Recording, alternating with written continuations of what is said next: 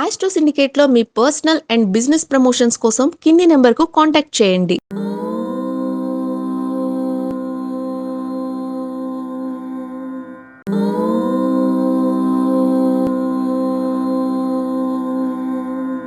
నమస్కారం గురుగారు. అఖండ ఐశ్వర్యమస్తు, ఆనంద సిద్ధిరస్తమ, కళ్యాణమస్తు.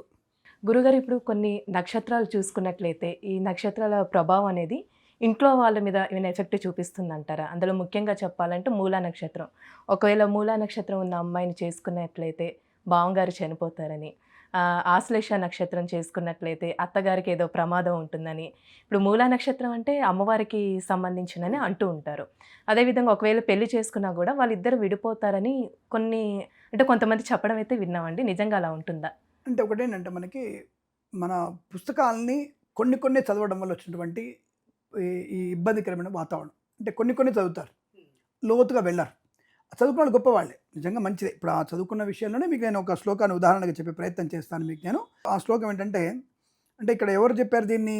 ముహూర్త చింతామణిలో చెప్పారు. ముహూర్త చింతామణి గ్రంథంలో ఈ యొక్క శ్లోకం ఉంది. ఏమిటది అంటే, శ్వశ్రు వినాశామహీజౌ నపుతనాం విధత్త కన్యాసుతే నిరుతిజౌ శ్వశురహంతస్య జ్యేష్ఠా భజతా తనయ స్వదవాగ్రజంచ శక్రాగ్నిజ భవతి దేవర నాశకర్త్రి. అంటే మూలలో జన్మించినటువంటి కన్య ఈ సుతుడి అంటే తన భర్త గారి అంటే తండ్రి గారికి అంటే మామగారికి దోషాన్ని కలిగిస్తాడని చెప్పడం. అలాగే ఆశ్లేషలో జన్మించినటువంటి కన్య అత్తగారికి గండం కలిగిస్తుందని చెప్పారు. ఇంతవరకే వాళ్ళు చూసినంతవరకే. ఇక్కడ చెప్పిన తర్వాత మూలాది శుశురం హంతి వ్యాలజాతు తంగానాం, ఈ వచనం మర్చిపోయారు. అంటే సగం వరకు చదివేసి మన భారతంలో ఉందిగా అశ్వత్థామాత కుంజర అనే విషయాన్ని మనం చెప్పకుండా వాళ్ళు చెప్పినట్టుగా చెప్తారు కదా. అలా వాళ్ళు చెప్పడం వల్ల ఈ రకమైనటువంటి ఇబ్బందికర వాతావరణం ఎక్కువ ఏర్పడుతుంది. అసలు మూలానక్షత్రం చేసుకున్నటువంటి వ్యక్తులకి ఎందుకు పెళ్లి ఇబ్బందులు అవుతాయి? అత్తగారు మామగారు సరిపోవాల్సిన అవసరం ఏముంటుంది? అంటే గండాన్ని సూచిస్తుందా? అంటే జన్మ నక్షత్రంలో గండాన్ని సూచిస్తాయి. ఇప్పుడు మూలా నక్షత్రము 12 మందికి మరణాన్ని కలిగిస్తుంది. 12 మందికి మరణాన్ని కలిగిస్తుంది. తాతయ్యకి ఫస్ట్, తల్లిదండ్రులకి, తర్వాత శిశువుకి ఫస్ట్ వాడికే, తర్వాత శిశువుకి, శిశువు తండ్రికి, తల్లికి, మేనమామకి, మేనత్తకి, బాబాయికి, పిన్నికి, తర్వాత నానమ్మకి, తాతయ్యకి, అమ్మమ్మకి, తాతయ్యకి, తర్వాత మనకి సోదరుడికి, సోదరికి, 12 మందికి గండాన్ని సూచిస్తుంది. అది అంటే వాడు పుట్టినటువంటి నక్షత్రం అనేది ఇంతమందికి ప్రమాదాన్ని సూచిస్తుంది. జాగ్రత్తగా ఉంటుంది. ఎప్పటిదాకా ఉంటుంది ఇది? మ్యాక్సిమం టు మ్యాక్సిమం 8 months ఉంటుంది. వాడు పుట్టినప్పటి నుంచి 8 నెలల వరకు గండం ఉంటుంది. తర్వాత గండం ఉండదు కదా దానికి. అంటే వాళ్ళ యొక్క పరిపూర్ణత బాగా ఉంటుంది, వాళ్ళ పుణ్యకర్మలు బాగా ఉండడం వల్ల ప్రమాదం ఉండదు. ఇది నాకు నా స్వానుభవంలో కూడా వచ్చింది. అంటే ఒకళ్ళు నా దగ్గర మా దగ్గర తెలిసిన వాళ్ళే, అంటే వాళ్ళ ప్రస్తావన ఎందుకులే కానీ, వాళ్ళు పుట్టిన 6 monthsలో బలంగా ఉన్నటువంటి తాతయ్య గారు చనిపోయారు. అమ్మమ్మ వాళ్ళ భర్త బలంగా ఉన్న వ్యక్తి, ఇంటికి ఆధారమైన వ్యక్తి హఠాత్తుగా చనిపోయాడు. అది ఎలా చనిపోయాడు తెలుసా? అపెండిసైడ్ వచ్చి చనిపోయాడు. ఆపరేషన్ అయిన తర్వాత ప్రత్యక్షంగా నా కళ్ళ ముందరే. మరి అదే వ్యక్తి తాత గండానికి చనిపోయాడు. అది అక్కడ ఉదాహరణ చూపించగలుగుతాను నేను. అదే వ్యక్తి చేసుకున్నటువంటి పిల్లనిచ్చిన మామగారు ఈ రోజుకి బ్రహ్మాండమైనటువంటి పిల్లల పాపలతో అద్భుత 80 ఏళ్ల వయసు ఉంది, బ్రహ్మాండంగా ఉన్నాడు, తిరుగుతున్నాడు, తన బండి తను నడుపుతాడు, నడుచుకుంటూ వెళ్తాడు, తను పురోహితం చేస్తాడు, బ్రహ్మాండంగా ఉంటాడు. మరి అంటే ఇక్కడ నేను ప్రత్యక్షం కనబడుతుంది కానీ నా కళ్ళ ముందర ఉన్నప్పుడు దాని దోషం ఎలా చెప్పగలుగుతా నేను? కాబట్టి మూలా నక్షత్రానికి పుట్టినటువంటి మగపిల్లవాడికి మామగారికి గండం లేదనే విషయం సృష్టించవచ్చు.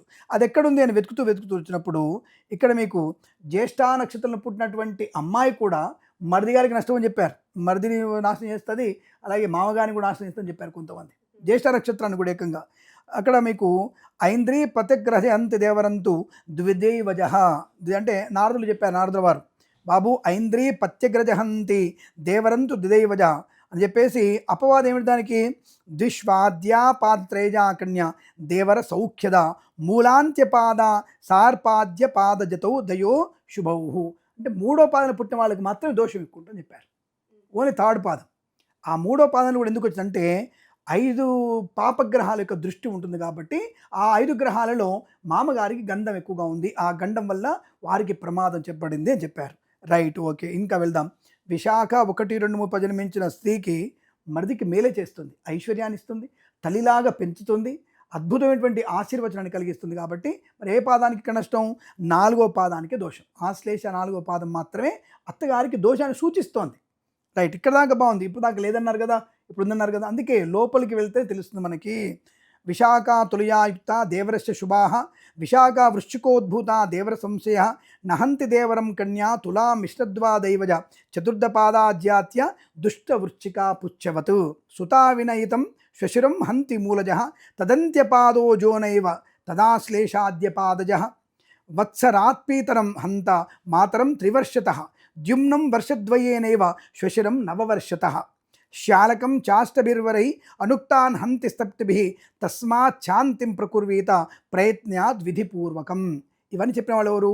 భవనుడు, వృద్ధనారదుడు, నారదుడు చెప్పినటువంటి విషయాల్ని మనం వదిలిపెట్టేసి చేసుకుంటున్నాం. అంటే ఇందులో మాకు అర్థం కాలేదండి, సంస్కృతం చెప్పారు కదా మీరు అనే విషయంలో ఈ యొక్క విషయం ఏంటంటే, ఈ నక్షత్రంలో మూడో నక్షత్రం మూడో పాదం, ఆశ్లేష నాలుగో పాదం పుట్టిన వారికి ఒకటి గుర్తుపెట్టుకోండి, తండ్రికి తల్లికి దోషం 3 ఏళ్ల వరకు. ఈ యొక్క ఆశ్లేష నక్షత్రం నాలుగో పాదం పుడితే తండ్రికి కానీ మూల నక్షత్రంలో కానీ పుడితే తండ్రికి తల్లికి 3 సంవత్సరాల లోపల, అంటే శిశువుకి 3 ఏళ్ళు వచ్చేప్పుడు దోషం అది. అలాగే ధనానికి 2 ఇయర్స్ లోపల ధన నష్టం. మామగారికి అంటే పిల్లనిచ్చిన మామగారికి పెళ్లి చేసుకుంటే మామగారికి 9 సంవత్సరాల లోపు. ఎవరికి? వయసు 9 సంవత్సరాలు, పుట్టిన వాళ్ళకి వయసు 9 సంవత్సరాలు. రిమైండ్ దట్, బాగా గుర్తుపెట్టుకోండి. పుట్టిన వాడికి 9 సంవత్సరాలప్పుడు మామగారికి పిల్లనిచ్చిన మామగారికి దోషం. బాలుడికి 1 సంవత్సరం దోషం ఆ పుట్టిన వాడికి. అలాగే అన్నకు 5 సంవత్సరాల దోషం, బావమర్దికి 8 సంవత్సరాల లోపు దోషం. ఇక్కడ చెప్పని వ్యక్తుల గురించి ఎవరైనా చెప్పలేదనుకో, అందరికి కలిపి 7 ఏళ్ళ లోపల దోషం. ఇవి 7 మ్యాక్సిమం 7 ఇయర్స్ లోపల దోషాలు, ఆ తర్వాత దోషాలు లేవు. కాబట్టి ఇక్కడ మనం ఏం చేస్తున్నాం, ఇప్పుడు దీన్ని బట్టి ఏమర్థమైంది అంటే, అష్టవర్షాత్ భవేత్ కన్యాం, అంటే పిల్లకి 8వ సంవత్సరంలో పిల్లవాడు కానీ పెళ్లి చేస్తే ఈ దోషాలు వస్తాయి. ఇప్పుడు లాజిక్ అర్థమైంది కదా. అంటే 8 ఏళ్ళ పెళ్లి చేసేవాళ్ళు ఎవరు ఉన్నారు? ఇప్పుడు ఎవరు ఉన్నారా? అంటే 8 ఏళ్ల లోపు నువ్వు కనుక పిల్లకి దోష చేస్తే, అటువంటి పిల్లని కనుక మూలా నక్షత్రం అబ్బాయిని కానీ ఆశ్లేష నక్షత్రం అమ్మాయిని కనుక 9 ఏళ్ల లోపల ఉన్నటువంటి అమ్మాయిని బాల్య వివాహంగా చేసుకుంటే ఈ దోషాలు వస్తాయి అని స్పష్టంగా ఉంది గ్రంథంలో.